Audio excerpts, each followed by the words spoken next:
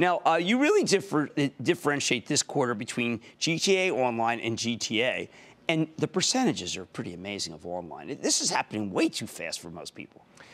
It's amazing what's happened with Grand Theft Auto 5. We've sold in 85 million units, and we're having another record year with Grand Theft Auto Online, which, as you know, was not our expectation. Right. 4 years after initial release. So if you're unaware of who this Strauss Zelnick is, he's the CEO of Take-Two Interactive, the parent company, or, well, the owner of Rockstar Games and 2K Games. It was only just recently that Mr. Zelnick revealed all future games coming from them would feature some type of microtransaction model, all but confirming the obvious that Red Dead Redemption 2 would have microtransactions. This is the same guy who also said earlier this year, quote unquote, "We are convinced that we are probably from an industry view under-monetizing on a per-user basis. There's wood to chop because I think we can do more, and we could do more without interfering with our strategy of being the most creative and our ethical approach, which is delighting consumers. We're not going to grab the last nickel."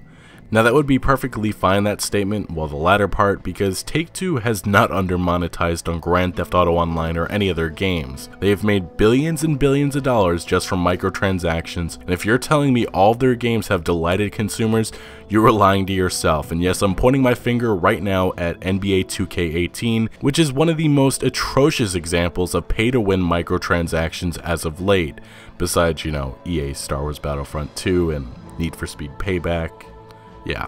Well, the big question on the table right now is, will Red Dead Redemption 2 be affected by the current Battlefront 2 debacle? And the answer is difficult to say, but also goes back to Zelnick's belief that they have under-monetized on their games. As most of you know, EA has had microtransactions in a lot of their games over the years, but what happened with Battlefront 2 is they overstepped and showed their greedy little face to the world, and because Disney doesn't want Star Wars in a negative light, they forced EA to do the right thing. I would say that we haven't seen any other publisher overstep yet, and what happened to EA is making waves through the gaming industry. I've heard from a few industry insiders that some publishers are worried about what happened, and one of which was mentioned was Take-Two, who allegedly has had a meeting regarding this situation. Some of you have been asking me, since Red Dead Redemption 2 is attracting a somewhat different audience than Grand Theft Auto 5 and Grand Theft Auto Online, could there be an addition of single-player microtransactions alike to Assassin's Creed Origins or Middle-earth Shadow of War? And it's a possibility.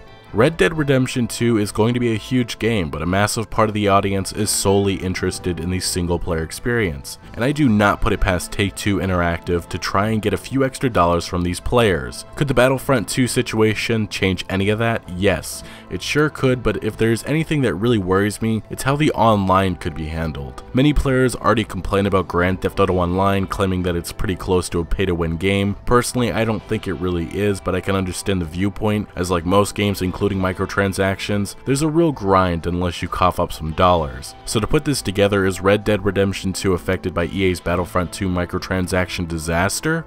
Yes, it probably is, and many other upcoming games will be as well. But with Red Dead Redemption 2, we will not know the extent of the effect until we see how the game's microtransactions are handled. If it's exactly like Grand Theft Auto Online, I don't think there will be much of an issue, but I just have a strange feeling and fear that Take-Two has plans to implement something more that will bring in even more dollars. With the topic of microtransactions so hot right now, especially with Belgium calling on all of Europe to ban loot boxes, and the state of Hawaii investigating EA for predatory practices, we are here today to ensure future protections for kids, youth, and everyone when it comes to the spread of predatory practices in online gaming and the significant financial consequences that it can have on families and has been having on families around this nation. This game is a Star Wars themed online casino designed to lure kids into spending money.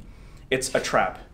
And this is something that we need to address to ensure that particularly kids who are underage, who are not psychologically and emotionally mature enough to be able to gamble, which is why gambling is prohibited under 21, are protected from being trapped into these cycles, which have compelled many folks to spend thousands of dollars in gaming fees online. I have to imagine Take-Two is going to be very careful. As I mentioned earlier, a few industry insiders have told me that Take-Two has had some behind-the-scenes meetings regarding this and are reviewing their business model. To put this plain and simple, EA simply fucked up.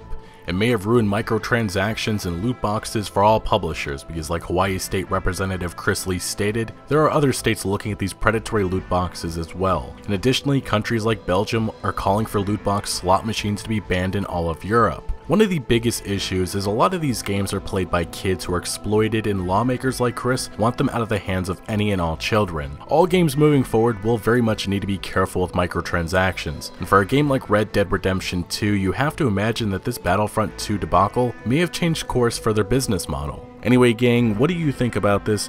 We've been discussing microtransactions for a while, and it's important to recognize that Take-Two is just like EA, Warner Brothers, Ubisoft, and Activision. They only care about making more and more money. It's great to see other publishers like CD Projekt Red take a stand, but unfortunately, this gaming industry is made up of way too many business suits that do not care about the craft of games, or the consumers that barely can afford paying $60. But thank you for joining me. If you did enjoy this video or found any informative value, make sure to smack that like button, and let me know down in the comment section below your thoughts on microtransactions in Red Dead Redemption 2. Also, consider subscribing to stay up to date on everything Red Dead Redemption 2, and remember, Outlaws to the end.